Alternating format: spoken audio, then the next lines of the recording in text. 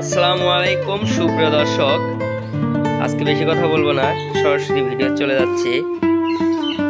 সুপ্রিয় দর্শক, আপনারা ভিডিওর টাইটেল এবং থাম্বনেল দেখে বুঝে গেছেন আজকে কি বিষয় নিয়ে আপনাদের সঙ্গে কথা বলবো। পোলট্রি সেক্টরে যেটা সবচাইতে গুরুত্বপূর্ণ জিনিস, জীবাণুমুক্ত রাখা, সেই বিষয় নিয়ে আজকে আমি আপনাদের সঙ্গে কিছু গুরুত্বপূর্ণ কথা তুলে ধরবো এবং তুলে ধরার চেষ্টা করব। তো দেখেন, আমরা মেঝেতে রং করতেছি, এখানে বাচ্চা ব্রুডিং হবে। তো আদৌ এর আগে বাচ্চা ছিল এখানে, দেখেন এটা হচ্ছে আগের মেঝে, এটা হচ্ছে পরের মেঝে। তো এই রং করার কারণটা কি আমি আপনাদেরকে এই ভিডিওর মাধ্যমে, যারা নতুন উদ্যোক্তা আছেন তাদের জন্য আজকে এই ভিডিওটি বানানো। আর যারা দীর্ঘদিন যাবৎ খামার সেক্টরে আছেন বা এই পোল্ট্রি সেক্টরে আছেন তাদের তো অভিজ্ঞতা আছে এই সেক্টর নিয়ে। তো সবার জন্য এই ভিডিওটি তৈরি করা। যদি এর মধ্যে কোনো ভুল ত্রুটি হয়ে থাকে অবশ্যই আমার ক্ষমা দৃষ্টিতে দেখবেন। তো চলুন বেশি কথা না বাড়িয়ে মূল কথায় চলে যাওয়া যাক। আমার এই দুইটা শেডে, আমার ওই পাশে একটা শেড দেখতেছেন আর একটা শেডে চুনকালি করা হচ্ছে। এই একটা শেড, এই দুইটা শেডে 4 মাস বয়সী টার্কি মুরগি ছিল। তো দীর্ঘ 4 মাস এই একই মেঝের মধ্যে একই মুরগি ছিল। তো এই মেঝেতে অনেক রোগ ব্যাধি জন্ম নিয়েছে বা অনেক জীবাণু জন্ম নিয়েছে, আক্রমণ করেছে এখানে। সেহেতু আমি মুরগিগুলো বিক্রি করে ফেলছি।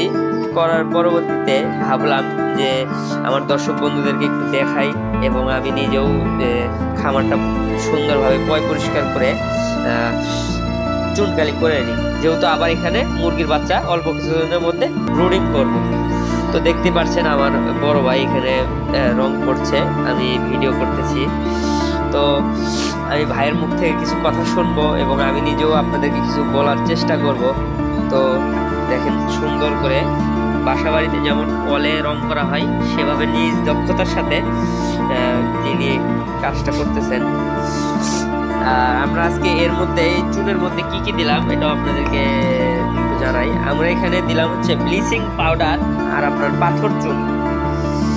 খুবই কার্যকরিতা একটা জিনিস, জীবাণু ধ্বংস করতে কাজ করে, সহায়তা করে। তো দেখেন, আমরা আরো ঘর কয়েকটা চুনকালি করব। যেমন এই পাশে ফাউমি ছিল, তো এটা এখনো পরিষ্কার করা হয়নি। তো আপনারা এই রং করার আগে মেঝেগুলো সুন্দর করে পরিষ্কার করে ধুয়ে নেবেন। ধুয়ে নিয়ে 2-3 দিন শুকিয়ে নেবেন। শুকিয়ে নেওয়ার পরে আপনাদের জায়গা অনুযায়ী, ঘর অনুযায়ী, শেড অনুযায়ী চুন গুলে নেবেন। একদিন যেদিন করবেন আপনারা তো অবশ্যই দিনের বেলা করবেন, সেহেতু রাত্রেবেলা চুনগুলো গুলে রাখবেন। দিনের বেলা যেহেতু চুন গুলতে একটু সময় লাগে, সেহেতু আপনারা রাত্রেবেলা গুলে রাখবেন, সকালবেলা থেকে ইনশাআল্লাহ কাজ শুরু করে দিবেন। তো চলুন ভাইয়ের মুখ থেকে শুনি যে এখানে এই চুনটা করার কারণে কি কি রোগ থেকে আমরা রেহাই পাবো এবং কি কি সমস্যা থেকে দূরে থাকবো। তো চলুন ভাইয়ের মুখ থেকে শুনি। আসসালামু আলাইকুম জাহিদ ভাই। ওয়ালাইকুম আসসালাম ভাই, উনি আমার বড় ভাই, সেটা আমরা এখানে দুইজনই ব্যবসা করি। ভাই, এই চুনটা করার কি কি? চুনটা করার মূল উদ্দেশ্য হলো ঘরটাকে জীবাণু মুক্ত করে নেওয়া, আর কিছু না। ঘরে তো নানান রকমের জীবাণু থাকতেই পারে, জি। তো মেঝেটাকে জীবাণু মুক্ত করার উদ্দেশ্য।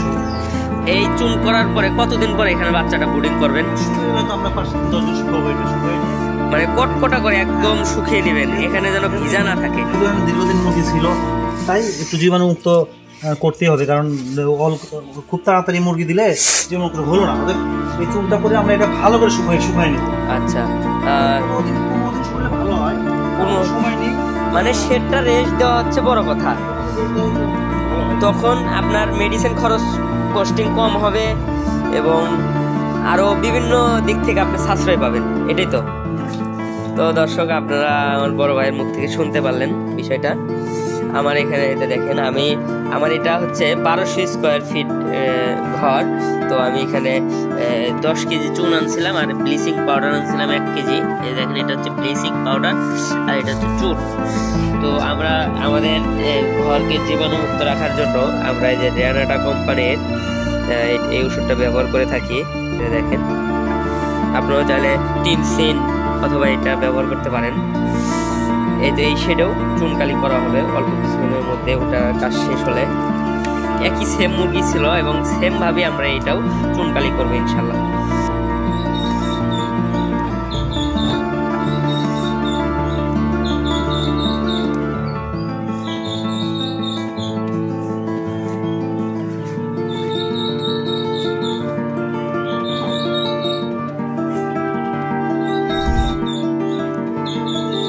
আমাদের দেখেন প্রায় কার্যক্রম শেষ শেডের চুনকালি।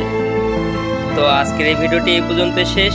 ভিডিওটি যদি ভালো লেগে থাকে অবশ্যই আমার চ্যানেলটি সাবস্ক্রাইব করে এবং কী টাইপের ভিডিও চান অবশ্যই কমেন্ট করে জানাবেন। পরবর্তী ওই টাইপের ভিডিও দেওয়ার চেষ্টা করবো ইনশাল্লাহ।